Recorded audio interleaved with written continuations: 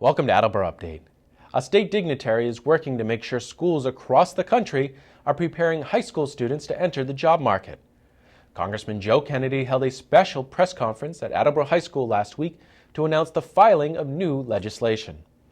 Called the Perkins Modernization Act of 2014, the bill will update the federal career and technical education requirements so that schools will frame their curriculums around the needs of the job market. Congressman Joe Kennedy spoke with us about the bill shortly after the event. We've got partnerships right here between Attleboro High and the Chamber of Commerce, which again, Jack, thank you very much for your leadership, making sure that the skills that you're learning here are not just skills, but they're relevant to the job opportunities that are going to be available when you come out of school. Today, the bill that we're introducing when I get down to Washington tries to build upon that success and that access and roll that out across the country. It's called the Perkins Modernization Act of 2014. It updates the Carl D. Perkins Career and Technical Education Act. And what it really does is it asks schools and their school districts to use local labor markets and labor market data in their region as they start to form their curriculum. It tells them that as they try to build out and understand the skills that they should build, they should look right in their own backyards. What types of skills are businesses requiring? What skill sets do they need from new graduates in order to get right into the workforce? Who's hiring? Who's growing? What are the skills that students are going to need to take advantage, again, today and then years down into the future?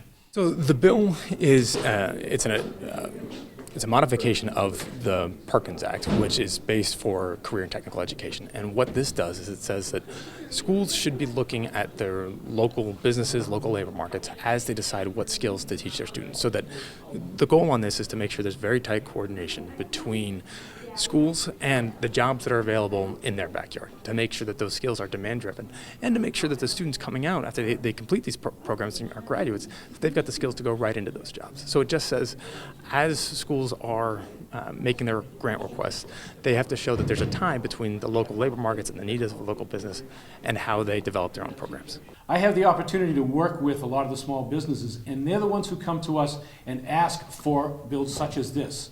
We need to teach and train the students into jobs that are of today. Some of the book learning that we've learned, those are jobs from 20 years ago.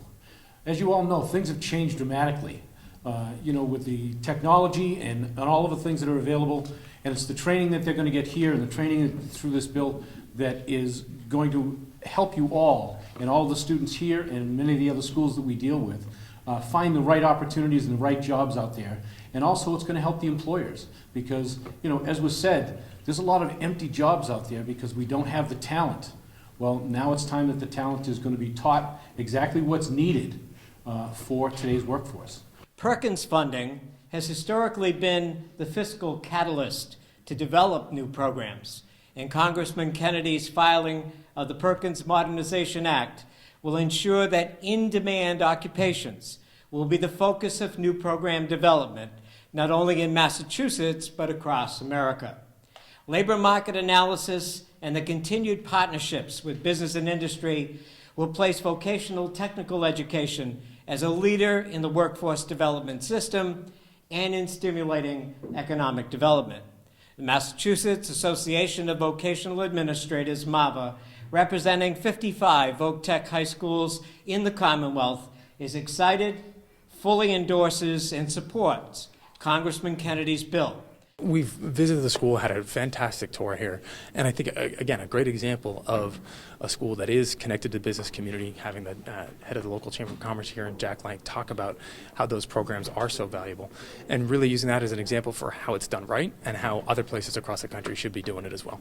There will be other modifications to the bill. What we focused on in this law is to try to say, we hear an awful lot about a skills gap here in Massachusetts and around the country, where you see employers that say, we want to grow, but we can't find employers, or we can't find potential employees with the skill set that we actually need. And so this basically says, let's make sure that that skills gap is as tight as we possibly can, is as small as we can possibly get, so that we go to employers and look at from those employers, what are the skills that they actually need, and then let's teach those skills in our schools to make sure that those graduates are coming out fit to actually go right into that job force and that labor force. So that's the whole point on it. And parts of Massachusetts already do this very well. Other parts of the country aren't nearly as far ahead of the game as we are, which is why you've seen the other co-sponsors in the bill right now, 2 Democrats, myself, another Democrat from Colorado, Jared Polis, 2 Republicans from Illinois, Rodney Davis and Adam Kinzinger. So it's got bipartisan support already. It's a bill that I think across the spectrum people recognize as being good policy, and optimistic that we'll be able to get it done.